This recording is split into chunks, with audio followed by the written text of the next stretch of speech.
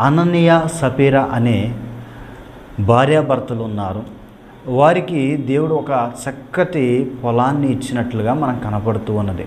ఈ లోకంలో చూస్తూ ఉన్నట్లయితే పొలాలు ఉండాలన్నా, లేతే బంగ్లాలు ఉండాలన్నా, వస్తువులు ఉండాలన్నా, డబ్బు ఉండాలన్నా, లేకపోతే బంగారం ఉండాలన్నా, ఏది ఉండాలన్నా అది దేవుడిస్తేనే తప్ప మనం సంపాదించుకునేది కాదు. దేవుని ఆశీర్వాదం ఉంటేనే అవన్నీ కూడా మనకు ఉంటాయి. ఒక మనిషికి పొలాలు ఉన్నాయంటే అది దేవుని యొక్క కృప.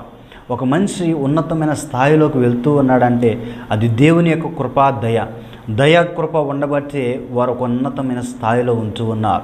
ఈ ఇల్లు కూడా వీరికి పొలం ఉన్నదేనంటే అది దేవుడిచ్చినదే. దేవుడు ఇవ్వకపోతే ఎవరో ఏ మానవుడు కూడా ఏమీ చేయలేరు, ఏమీ సాధించలేరు. ఎందుకంటే దేవుని కృప లేనిదే మనం ఏమీ చేయలేం. ఎక్కడికి వెళ్ళినా సరే అన్నీ కూడా ఎదురవుతూ ఉంటే తప్ప కలిసి రాదు.